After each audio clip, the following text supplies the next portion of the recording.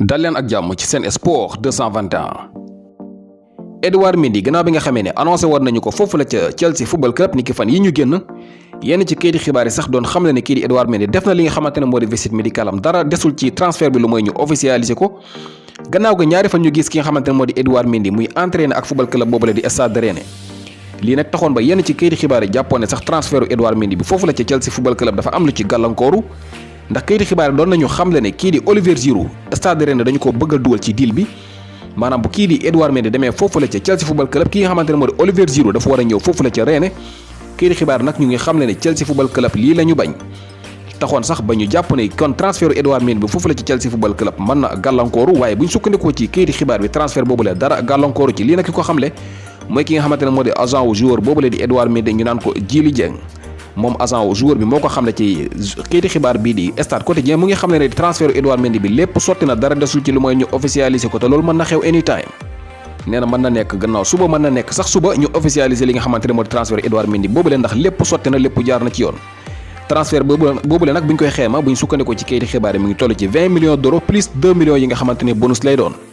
bu ñu koy xeema ci suñu koppar nag dina toll ci 16 milliards de francs CFA kon kii di Edouard Mendy ñu koy xaar foofu la ca Chelsea football club bu ñu sukkandikoo ci agent am bii di Djily Dieng dañuy wëcc ci transfert yi ba tey Kalidou Koulibaly kayiti xibaar yaa ngi xam ne Paris Saint-Germain def na offre bu toll ci 52 millions d'euros lii nag lu officiel la kayiti xibaar yi ñoo xam ne lu ni mel ñu ne Paris Saint-Germain def nañu offre bu officiel bi nga xamante ne toll na ci 52 millions d'euros plus 7 millions yi nga xamante ni bonus lay doon bu ñu koy xeema mu toll ci 59 millions d'euros kilifay Napoli nag jamono yi ñu ngi saytu li nga xamante ni moo di offre boobule Manchester City nag kayiti xibaar yaa ngi xam ne jamono yi ñoom ñu ngi dox ci transfert ki nga xamante ne moo di José María Jiménez nekk foofu la ci Atlético de Madrid gannaaw bi nga xamee ne daal gis nañ ne mbirum Kalidou Koulibaly daal dafa xaw a dëgër ci ñoom ndax diggante Man City ak Napoli nag dafa xaw a ñagas lii nag waral ba transfert ki nga xamante ne moo di Kalidou Koulibaly dem foofule nekk li nga xamante ni xaw na compliqué waaye Paris Saint-Germain ñoom def nañu offre bu toll ci 52 millions d'euros plus 7 millions de bonus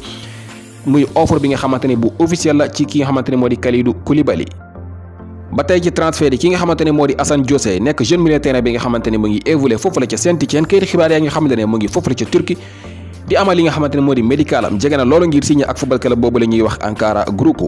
moom kii di Assane Diosé nekk milieu terrain bi nga xamante ne mu ngi am contrat ak Saint-Étienne fii ba 2022 waaye dañu ko abal football club boobu la di Ankara Group nekk ca Turquie moom nag dañu ko able maanaam prêt lay doon bi nga xamante ne àndul ak option d'achat maanaam day delloosiwaat bu ñu sukkandikoo ci kayiti xibaar yi